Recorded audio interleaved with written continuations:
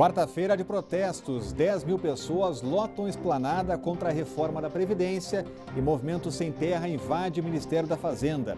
Quarta-feira de operações, a polícia desmonta a quadrilha especializada em sequestro relâmpago e médicos e servidores são acusados de fraudar ponto no hospital de base.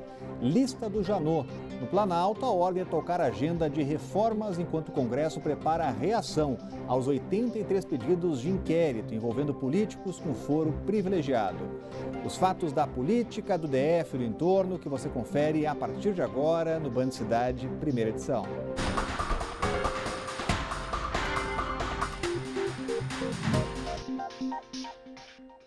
Olá, muito boa tarde a você.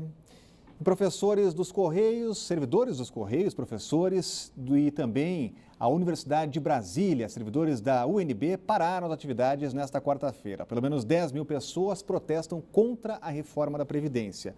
O movimento segue um calendário nacional de mobilização. Os professores aproveitam para pedir também reajuste salarial e não devem voltar às salas de aula tão cedo.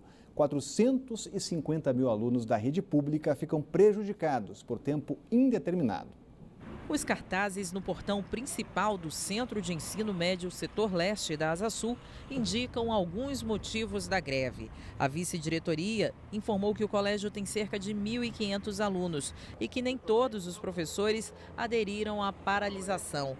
No Elefante Branco, também na Asa Sul, a situação é a mesma. Por isso, mesmo sem aulas nos primeiros horários, Matheus e os colegas tiveram que permanecer no colégio para assistir às aulas dos professores que não aderiram ao movimento grevista. Eles têm o direito e o dever de fazer greve. Assim como o ano passado teve as greves dos estudantes, eles têm que lutar pelos direitos deles. A diretora do Sindicato dos Professores do DF esclarece que o não pagamento da terceira parcela do aumento salarial, negociado com o governo anterior, motivou a greve no DF. Portanto, é um prejuízo constante, temos uma campanha salarial agora em curso e nós queremos, de fato, uma proposta que possa ser avaliada pela categoria e que represente avanço para a categoria. Além das reivindicações locais, o protesto dos professores do Distrito Federal se une à mobilização nacional contra a reforma da Previdência. Os professores foram para a esplanada e se juntaram a outros manifestantes de outras categorias, como os servidores dos Correios, do Detran e da Universidade de Brasília. No início desta quarta-feira, pelo menos 5 mil pessoas caminharam em direção ao Congresso. A educação ela é protagonista nessa greve geral que se inicia hoje e é contra essa reforma, que na verdade não é uma reforma, é uma destruição da Previdência, é o fim da nossa aposentadoria e de todo trabalhador e trabalhadora. Hoje, os professores podem se aposentar com salário integral aos 55 anos ou aos 30 anos de contribuição e as professoras aos 50 anos de idade ou 25 anos de contribuição. Segundo o sindicato, a proposta que o governo pretende votar ainda neste primeiro semestre do ano vai elevar a idade mínima para a aposentadoria das professoras e igualar com os professores. Nós temos hoje a garantia da aposentadoria especial, que já foi inclusive reduzida, mas que ainda nos mantém numa condição de especial. E a proposta agora é equiparar homens e mulheres e também professor como qualquer outra categoria. Isso, sem dúvida, é aquele que não tem ideia do que é uma sala de aula e você permanecer anos e anos dentro de uma sala de aula. O governo ainda não confirmou se vai cortar o ponto dos servidores que participaram do protesto de hoje. O GDF também não se manifestou ainda sobre a greve dos professores, mas é claro que há muitos alunos aí prejudicados. Exatamente, tem muita gente prejudicada, 500 mil de alunos pobres que só têm na educação a porta de saída para melhorar sua vida, sua condição de vida, melhorar o seu futuro, inclusive a condição de vida da sua própria família. Essas greves políticas meramente ideológicas são determinadas nacionalmente porque são produto de deliberação ou de decisão dos partidos que controlam os sindicatos dessas categorias em todo o país. E as pessoas acabam sendo usadas como se fossem instrumentos de barganha, como se fossem reféns dos interesses particulares dessa ou daquela categoria. E principalmente quando se trata de defender privilégios, regalias, a que nenhum de nós, pobres mortais, está sujeito. Nós, ao contrário, temos uma situação, 95% dos trabalhadores do Brasil têm que submeter às regras de aposentadoria do INSS. Servidor público, não. Esses aí se aposentam com salário integral, trabalhando muito menos do que os demais trabalhadores e é disso exatamente para reverter essas regalias e privilégios que cuida a reforma da Previdência. É claro que as pessoas têm direito de protestar, evidentemente, mas não às custas da educação e muito menos do futuro das nossas crianças. E a reforma da Previdência também foi motivo para a invasão do Ministério da Fazenda nesta manhã. Pelo menos 300 participantes do movimento do Sem Terra quebraram vidros e tomaram o prédio ainda de madrugada. Os integrantes do Movimento Sem Terra invadiram o prédio do Ministério da Fazenda por volta das 5 horas da manhã. O protesto é contra a reforma da Previdência. A Polícia Militar informou que cerca de 300 manifestantes participaram da ação. Para entrar no edifício e ocupar alguns andares, eles quebraram os vidros da entrada principal e lateral do prédio. Ainda segundo a PM, 2.000 pessoas participam do protesto, ficando em frente ao Ministério da Fazenda. Em um determinado momento, o grupo se dividiu e parte dele seguiu para a Avenida das Bandeiras. Lá, os militantes colocaram cruzes no gramado em frente ao Congresso. Segundo os líderes do movimento, a ação simboliza o fim da aposentadoria. Agora essa ação, Cláudio Humberto, é uma ação que se repete, né? Parece um filme repetido. Exatamente. A gente vê também que as causas, ou pelo menos aquelas alegações, né, que justificam o movimento, são mentirosas. O Congresso Nacional não está examinando o fim da aposentadoria. Isso é mentira.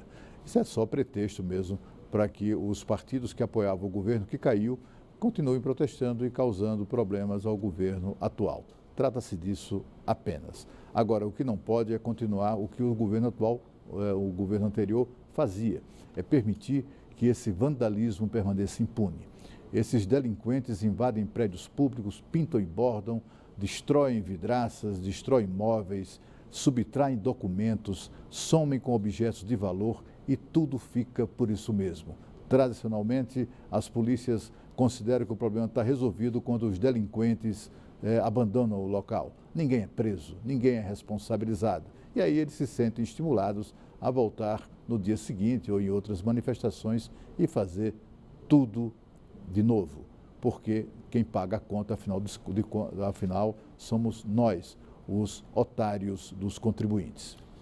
A tão esperada lista do Janot já está nas mãos do ministro Luiz Edson Fachin. Só os pedidos de abertura de 83 inquéritos só devem chegar, aliás, às mãos do ministro, relator da Lava Jato, no fim de semana. Já estão lá no Supremo. O Procurador-Geral da República quer que ministros, parlamentares e ex-presidentes sejam investigados no esquema de corrupção da Petrobras. Rodrigo Janot também enviou mais de 200 pedidos para instâncias inferiores. Quem traz os detalhes ao vivo é a Renata Dourado, já está agora com todos os trâmites nas mãos agora. Tem um caminho para ser seguido, né, Renata? Boa tarde. É isso, tem um sim. Boa tarde para você, para o Cláudio, para todos que estão nos acompanhando. Há todo um trâmite, um processo burocrático interno, normal dentro do Supremo. Todo esse documento vai ser digitalizado, então a expectativa é que chegue de fato às mãos do ministro Edson Fachin, que é o responsável pela Lava Jato no Supremo, no final dessa semana ou mesmo na semana que vem. E ele já disse que vai ser bastante criterioso, viu, Rodrigo? Que pode subentender aí que essa lista não vai ser divulgada, os pedidos, né, não vão ser aceitos ou recusados com tanta rapidez assim, que vai ter aí um certo trâmite necessário, né? A gente está falando de algo realmente muito importante. A lista ainda está em sigilo, não foi divulgada, mas alguns nomes já vazaram. E pelos esses nomes que vazaram aí, vamos dizer o seguinte, que essa lista é bastante democrática. Então tem políticos aí de vários partidos, passando pelo PSDB, PT, PMDB, vários partidos. Então a gente lembra que, além de analisar esses pedidos de abertura de inquérito, vai caber também ao ministro Edson Fachin analisar a quebra do sigilo, ou seja, o procurador também pede que todo o teor dessas delações seja divulgado, né?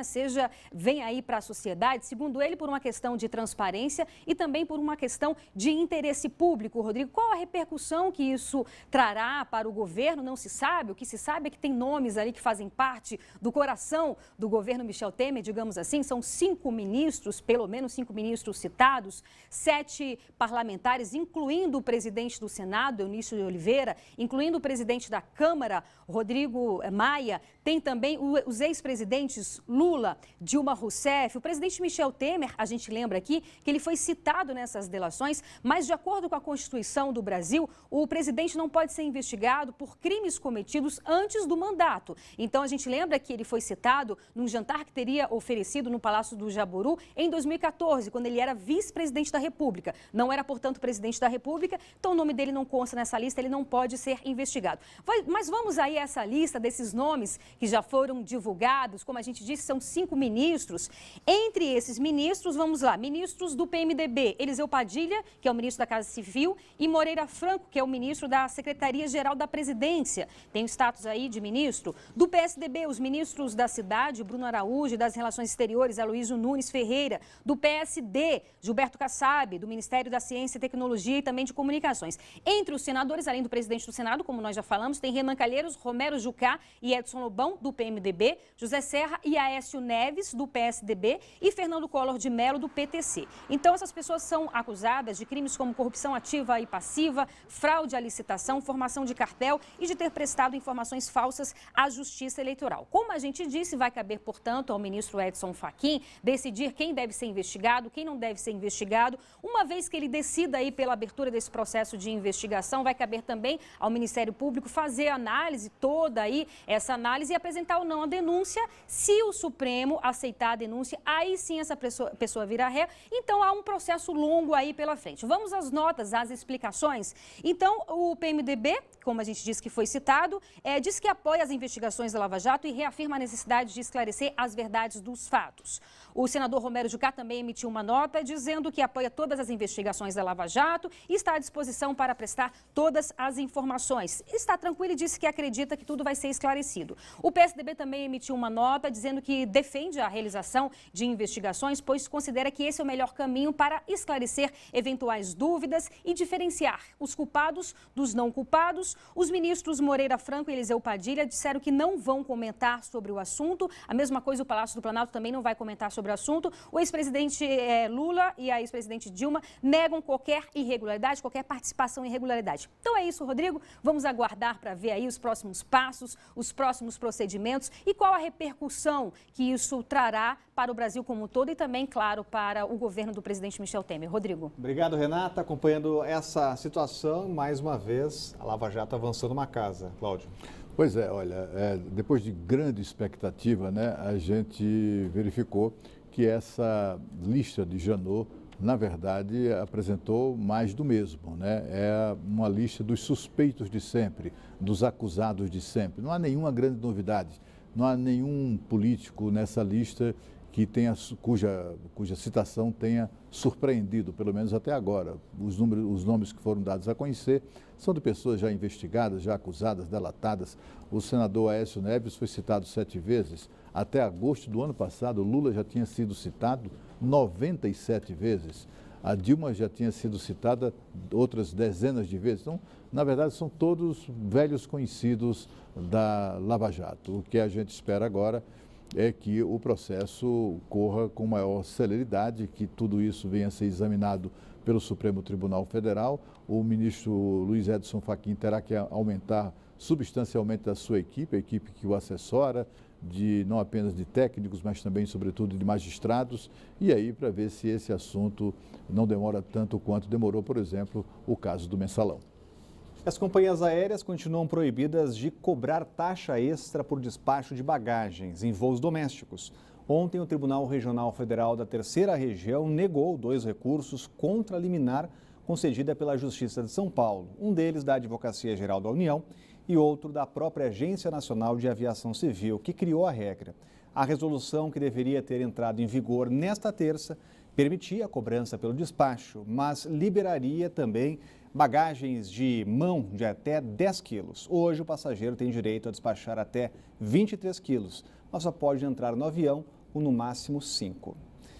E a seguir, médicos e servidores são investigados por fraudes em ponto de presença e atestados no Hospital de Base. O Plano Cidade volta já.